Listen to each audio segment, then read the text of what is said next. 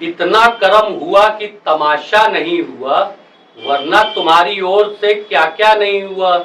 हमने कहा था धोखे से मारेगी जिंदगी, देखा हमारी आंख को धोखा नहीं हुआ।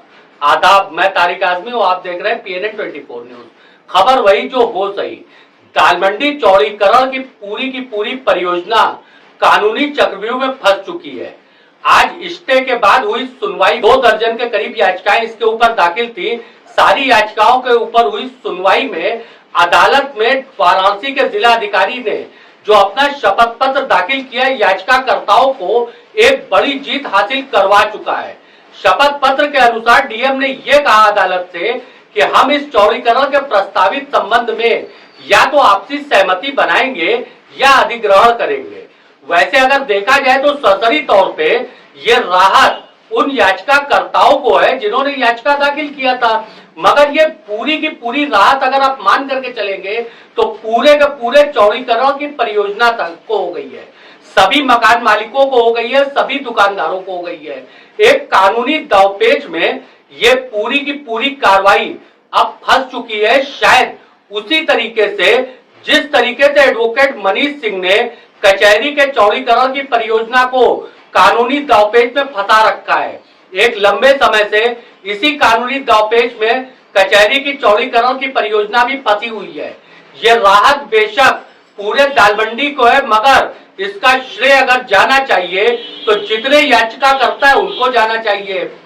याचिकाकर्ताओं की अगर बात करें तो याचिकाकर्ताओं में सबसे पहले अगर शुरुआत किया तो शहनवाज खान शानू मोबाइल ने किया, नजमी सुल्तान ने किया, जाकिर हुसैन मुन्ने ने किया। उसके बाद एक बाढ़ सी आ गई और इस इलाके ने बता दिया कि हाँ, हम भी जिंदा हैं। कहा जाता है ना, वसूलों पे अगर आ जाए तो टकराना जरूरी है, जो जिंदा हो तो जिंदा नजर आना जरूरी है। तो बेशक दालमंडी के 2 दर्जन के करीब लोगों ने यह चीज जाहिर कर दिया कि वो जिंदा है।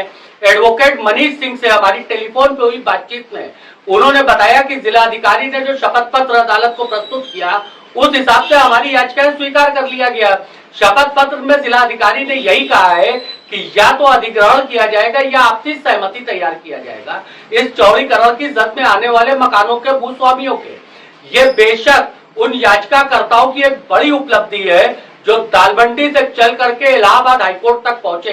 इलाहाबाद हाईकोर्ट पे चली हुई एक तगड़ी बहस ने याचिकाकर्ताओं को जीत हासिल करवाया और दालमंडी के चौड़ीकरण को कानूनी दांवपेच में फिलहाल फंसा करके रख दिया है। अब या तो जिला प्रशासन आपसे आपसी सहमति लेगा कि भाई आपके मकान को तोड़ना है या फिर आपके मकान को अधिग्रहण करेगा। और जहां तक अभी तक का इतिहास उठा के देखा जाए तो अधिग्रहण से प्रशासन हमेशा पीछे भागा है, प्रशासन ने अधिग्रहण नहीं किया है। आपको अपने अधिकार की लड़ाई लड़नी है और बेशक जितने लोग जागे और जाग करके हाईकोर्ट पहुंचे, चाहे वो बाबू नकाब हो, चाहे गुड्डू नाइक हो, चाहे एडवोकेट नजमी सुल्तान हो या जाकिर हुसैन मुन्ने हो या शानू मोबाइल हो, इनके साथ अलावा लगभग 1 दर्जन नाम, 2 दर्जन के करीब नाम है जिनको हम लगातार गिन नहीं सकते। कई नामों को हमको जानकारी नहीं है। इसमें इरशाद प्लास्टिक की तरफ से भी याचिका दाखिल है, काफी याचिकाएं दाखिल हुई। सारी याचिकाओं पे एक साथ सुनवाई हुई।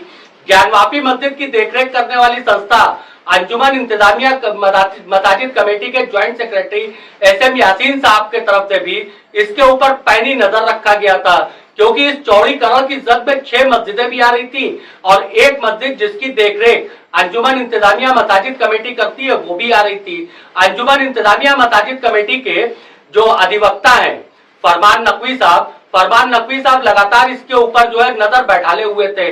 बेशक आज का दिन आपके लिए काफी खुशी वाला हो सकता है।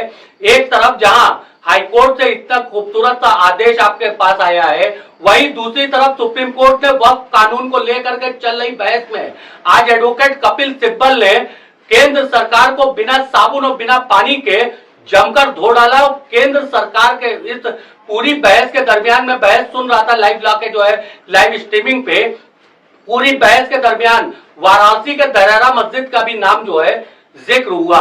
अब बचती है आपके हक और हुकूक की आगे की लड़ाई। अधिग्रहण या आपसी सहमति आपकी होती है तो आपकी प्रशासन से होती है, आप प्रशासन से उसके ऊपर बात कर सकते हैं, प्रशासन आपसे बात करेगा। उससे पहले आपके मकान को तोड़ने के लिए नहीं पहुंचेगा।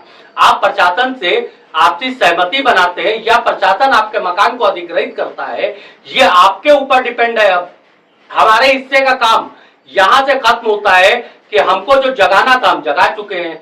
जो चवन्नी छाप नेता बैठ करके फिलहाल जो है अपने तमगे का इंतजार कर रहे हैं, उनको एक काम करना चाहिए कि हूटर बजाती हुई जीप को अब राजा दरवाजा से भी गुजरवाना चाहिए।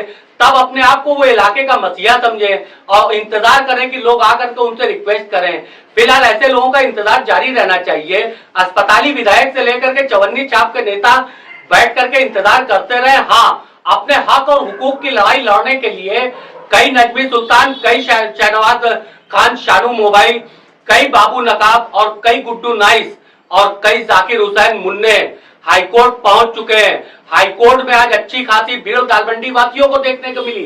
दालमंडी के रहने वाले काफी लोग हाईकोर्ट में मौजूद थे और सबके चेहरे पे एक मुस्कुराहट दिखाई दे रही थी, सबके चेहरे पे एक सुकून दिखाई दे रहा था। और बेशक आप सबके लिए भी ये सुकून की बात है। मैं सभी याचिकाकर्ताओं को जो है बधाई देना चाहता हूं कि वो अपनी लड़ाई की पहली सीढ़ी पार कर चुके हैं और उनको जीत मैसर हुई है। अपने हक और हुकूक के लिए उनको जीत मैसर हुई है। इसीलिए तो कहा गया है साहब कि उसूलों पे अगर आंच आए तो टकराना जरूरी है, अगर जिंदा हो तो जिंदा नजर आना जरूरी है। दालमंडी वालों, मुबारक हो, आपके कुछ सोए हुए लोगों, आप सोए हुए लोगों में से कुछ ही सही जागे और जाग के हक और हुकूक की बात लड़ गए। बेशक इन 2 दर्जन से अधिक लोगों के वजह से 186 लोगों के मकान बच गए और हजारों दुकानें बच गईं। आप सबको चाहिए कि जितने याचिका करता है उन सबका जाकर के आप लोग सम्मान करें, उन सबकी हौसला अफजाई करें। हमारा वीडियो अगर आपको पसंद आता है, वैसे तो चवन्नी छाप नेताओं को नहीं पसंद आएगा, तो आप शेयर कर सकते हैं, अपने नजरिए को कमेंट बॉक्स में रख सकते हैं। हमको आप आर्थिक दबाव से मुक्त रखना चाहते हैं, कॉर्पोरेट दबाव से मुक्त रखना चाहते हैं, नहीं चाहते हैं कि हम झोला और पेड़ा छाप पत्रकारिता करना चालू कर दें, तो आप ज्वाइन बटन और सुपर थैंक्स बटन भी दबा सकते हैं। आपके नजरिए का कमेंट बॉक्स में इंतजार रहेगा। मैं तारिक आजमी, अल्लाह हाफिज।